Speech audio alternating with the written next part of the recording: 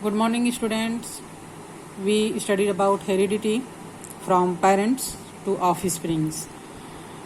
In the previous lecture, we studied introduction about it. Today, we studied heredity and Mendel's contribution. Intensive study started in the 19th century to find out how characters are passed on from one generation to the next. अनुवांशिकी और Mendel के योगदान के बारे में आज हम पढ़ेंगे, जानेंगे। सबसे पहले 19th सेंचुरी में 19वीं शताब्दी में इस बात का पता लगाने के लिए कोशिश की जाने लगी, समझने के लिए वैज्ञानिकों ने प्रयास शुरू किया कि जो कैरेक्टर्स हैं, जो गुण हैं, वो एक पीढ़ी से वन जनरेशन से नेक्स्ट जनरेशन में कैसे जाता है। इसके लिए बहुत सारे वैज्ञानिकों ने विभिन्न प्रयोग किए और उन्हें समझाने की कोशिश की, पर इसमें जो मेंडल का योगदान है, जो मेंडल का कंट्रीब्यूशन है, वो सबसे ज़्यादा इम्पॉर्टेंट माना जाता है। मेंडल ने हेरिडिटी के कैरेक्टर को वन जनरेशन से नेक्स्ट जनरेशन में जाने की क्रिया को बहुत सारे प्रयोगों के द्वारा उसको सत्यापित किया और वेरीफाई किया और फिर समझाने की कोशिश की, समझाया। We studied in chapter 1 that Darwin had observed different characters in organisms across generation and proposed the theory of origin of species by evolution.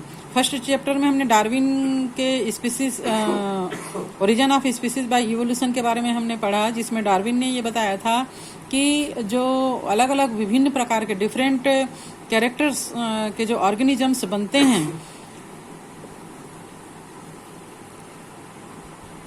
दो ही observe characters passing from one generation to next, he could not explain the mechanisms of the process clearly. लेकिन Darwin ने characters जो है वो one generation से next generation में कैसे पास होता है, कैसे जाता है, इस बात को क्लियरली नहीं समझा पाया था।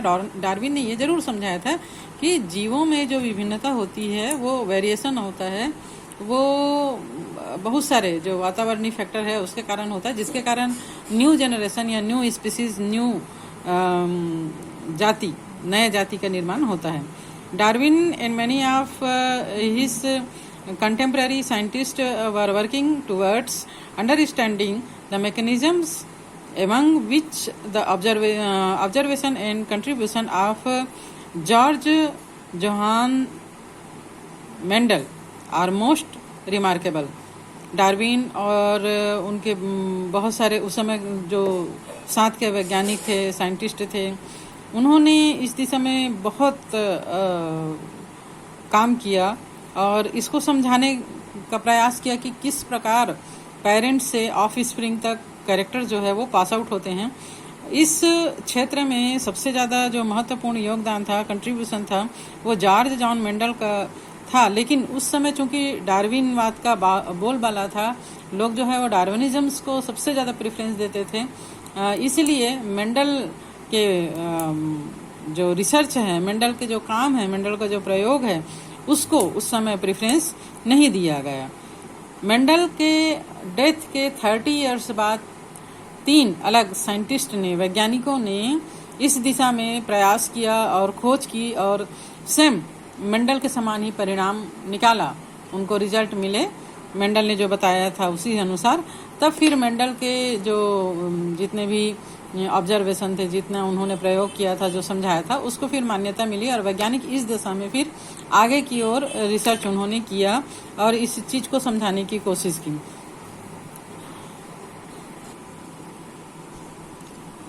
A monk in a monastery in Australia, Mendel was inquisitive from childhood and interested in gardening.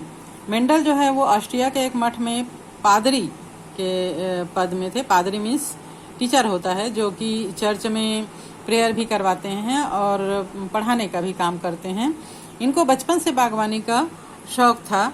He would plant different plants in the garden of the monastery and try out different experiments on them. He conducted a series of around 10,000 well documented experiments for a period of nearly 12 years starting from the year 1856.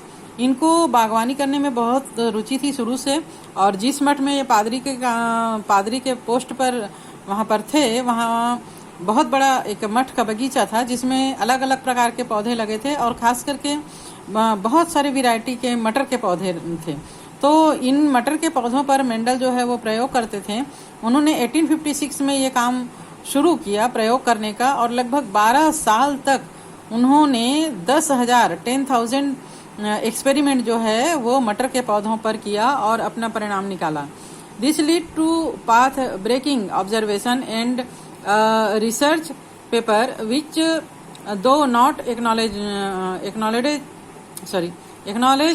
in his time form the basis of heredity now. Even after that he carried on with his experiment to understand the process of heredity better and check if his previous observation were universally applicable. और इन्होंने जो मटर के प्रयोग किया है ना, इसके बाद इन्होंने 12 साल तक तो प्रयोग करके मटर के पौधों पर इन्होंने प्रयोग करके अपने प्रयोगों को अच्छे से समझाया, हेरिडिटी के बारे में बताया। उसके बाद भी ये प्रयोग करते रहे। हालांकि इनके प्रयोग को उस समय प्रेफरेंस नहीं मिला था, इनके जो बात थे उनको प्रेफरेंस नहीं मिला डार्विनवाद के कारण, लेकिन फिर भी ये अपना प्रयोग करते रहे और अपना जो भी प्रयोग करते थे उनको रिटर्न वर्क के रूप में लेखा जोखा रखते थे।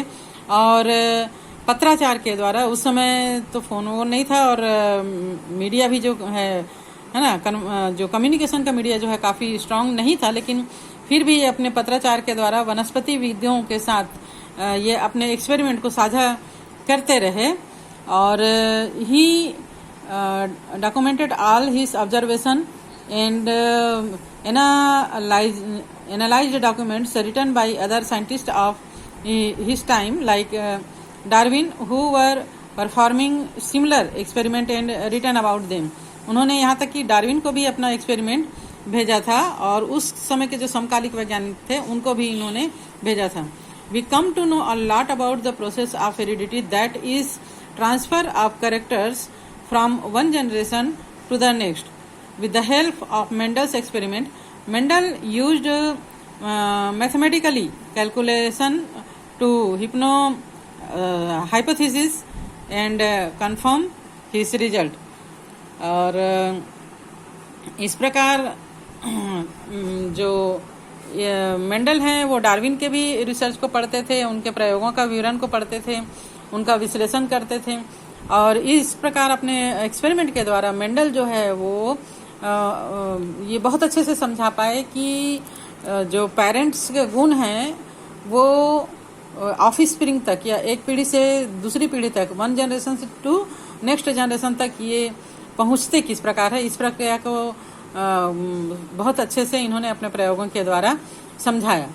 मेंडल ने अपने प्रयोग के नतीजों के बारे में अनुमान लगाने और उनकी पुष्टि के लिए गणितीय गणनाओं को भी सम्मिलित किया। मेंडल को मैथ्स में भी रुचि थी, वो मैथ्स के भी स्टूडेंट रहे थे और साइंस के भी स्टूडेंट रहे थे, तो मैथ्स और साइंस के आधार पर इन्होंने अपने कैलकुलेशन को समझाने की कोशिश की थी।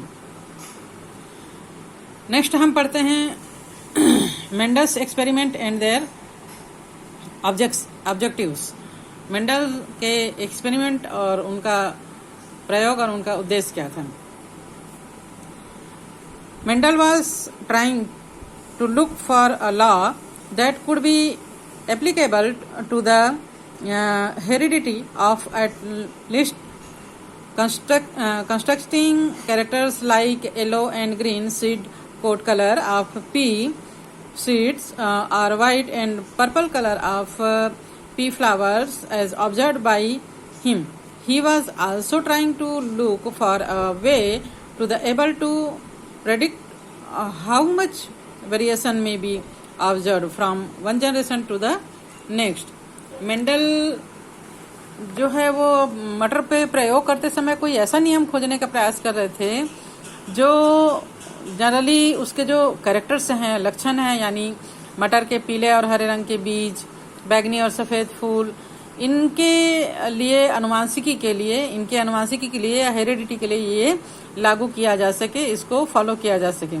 साथ ही वो ये भी प्रयास कर रहे थे कि ये अनुमान लगाया जा सके कि एक पीढ़ी से दूसरी पीढ़ी तक लक्षण में कितनी विभिन्नताएं होती हैं।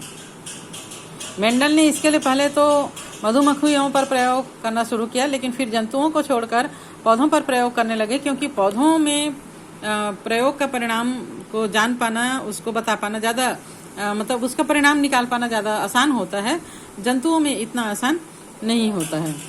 तो Mendel has started experiment on बीज, but he quickly shifted to peas as plants were easy to control and observe. Plants में जब अपना एक्सपेरिमेंट है उसको कंट्रोल करना और ऑब्जर्व करना दोनों ही इजी होता है। Moreover there were certain characters of plants of pea family that Mendel was already aware of.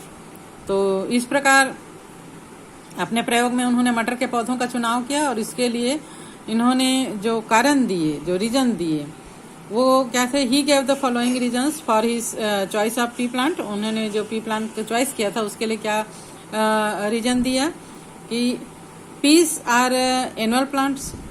P का जो प्लांट होता है, मटर का प्लांट होता है, वो वार्षिक होता है, एनुअल होता है ना।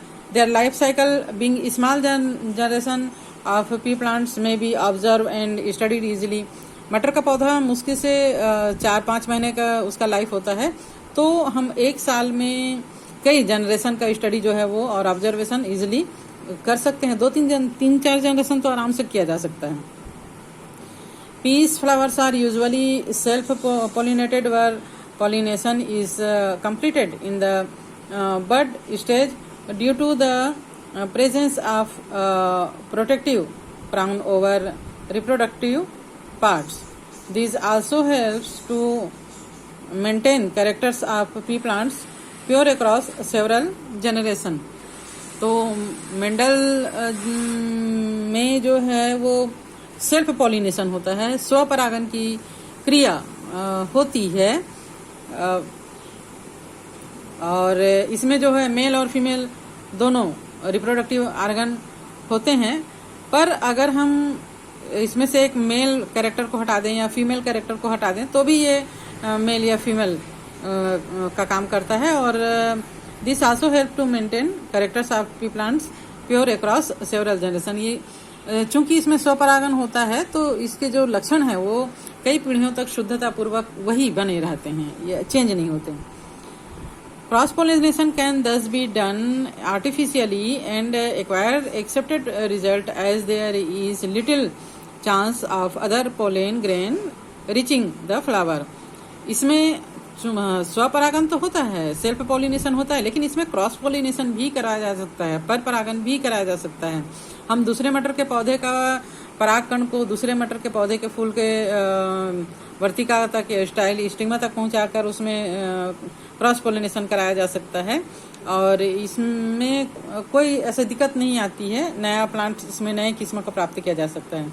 दस expected crosses of hybrid of P plant R B obtained easily. तो इस प्रकार क्रॉस के द्वारा नया प्रजाति प्राप्त किया जा सकता है, और उनसे फिर और इसको आगे भी बढ़ाया जा सकता है। The plants are bisexual having both male and female flowers on the same plants. Here in the same flowers if the male sexual part of stamens are removed, then the plants believe as a unisexual one. हालांकि plant जो है वो bisexual होता है, इसमें mail और female दोनों reproductive organs होते हैं, लेकिन अगर हम मेल रिप्रोडक्टिव ऑर्गन को हटा दें तो ये फीमेल प्लांट की तरह व्यवहार करता है, और अगर फीमेल रिप्रोडक्टिव ऑर्गन को हटा दें तो ये मेल फ्लावर की तरह ये काम कर सकता है। Hybrid formed are fruity and not sterile as found in most cross. संकरण से जो प्राप्त पौधे होते हैं वो पूरी तरह नए पौधे को जनन योग्य होते हैं, और peas have varieties that show clear contrasting characters मटर में काफी स्पष्ट विपरीत लक्षण, कॉन्ट्रास्टिंग कैरेक्टर मतलब विपरीत लक्षण। फॉर एग्जाम्पल, अगर ड्वार्फ पौधा है तो लॉन्ग पौधा हो भी उसका जो रहेगा, है ना। अगर राउंड उसका सीड का जो साइज है वो राउंड है, गोल है, तो उसके अपोजिट में झुर्रीदार या रिंकल्ड सीड प्राप्त किया जा सकता है।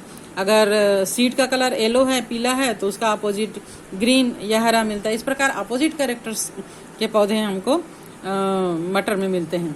तो मेंडल ने जो प्रयोग किया उसमें 7 विपरीत कैरेक्टर सम को लिया, जिसको हम नेक्स्ट लेक्चर में पढ़ेंगे।